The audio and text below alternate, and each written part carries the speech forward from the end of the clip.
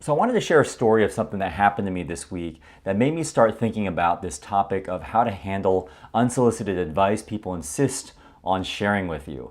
Now, I typically talk about career topics, and this specific example doesn't really have to do with careers, but I think it's applicable to your career if you have ever received advice that maybe you didn't want to hear or that you didn't ask for, how to handle that. So let me just take you back to earlier this week when I was at the swimming pool doing laps. Now, this is a regular workout I do every other morning. I go to the pool and I do some laps in the swimming pool just to get some exercise. And on this particular day, I decided to go to the fast lane.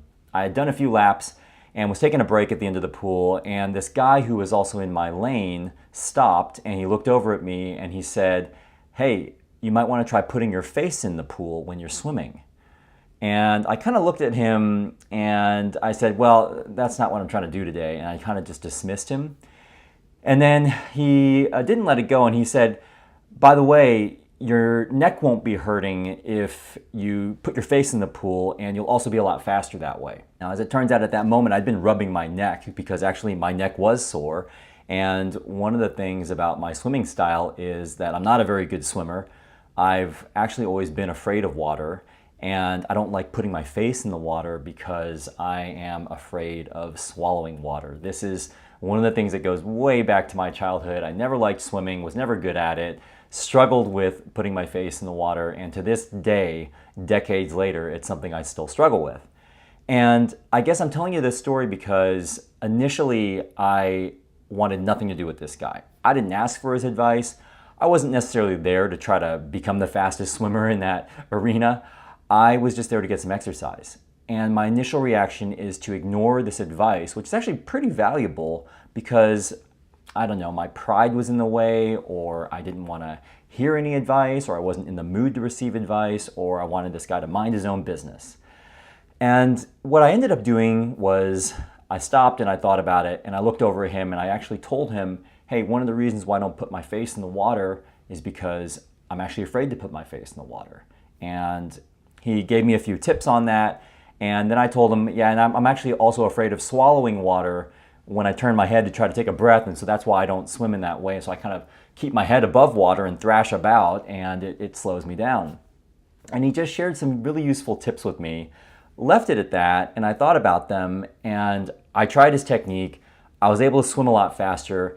I shaved over 10 strokes off of my swim from one end to the other, trimmed the amount of time it took me to go from one end to the other, and actually was swimming the appropriate, proper way for the first time in decades. Now, I'm telling you this story because I think I learned 4 things from that experience of hearing this guy's advice that I didn't initially want to hear. And number 1 is you are only going to improve as much as you allow yourself to be critiqued. In this particular case, I had to open myself up to critique in order to allow myself to get better at something I'd been struggling with. The second lesson I learned was that game-changing advice can come from anyone at any time, anywhere, whether it relates to your career or your life or family, relationships, your health.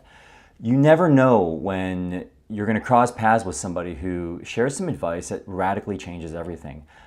All I know about this guy is that his name is John, and I may never see him again, but he shared some really useful advice with me about something that I've been struggling with for decades. And in that instance, just by hearing him, it ended up changing everything. Lesson number 3 that I learned was that putting your pride aside can open up some new opportunities for you. In that moment when I initially rejected this guy's advice, my pride was in my way. I didn't want to hear the advice that was probably going to be pretty helpful to me. But if I was willing to drop my guard a little bit and hear what he had to say, it actually had a positive impact on something that helped me really improve a sport that's really important to me. And the final lesson is that you have to tell people where you're struggling in order to get help. And I think that a lot of times we try to put on a strong face, or we try to convince people that we've got it all together, but actually we're really struggling with something. And only by illuminating where you're struggling will you be able to get the precise surgical advice that can really benefit you. My big takeaway from all this, just using my own swimming as an example, if there's something you're afraid to do or an area of your life or career where you've been feeling stuck, I would challenge you to try to drop your guard and give others a chance to share their wisdom. When I did that myself, it really had a positive impact on something that I'd been struggling with for so long.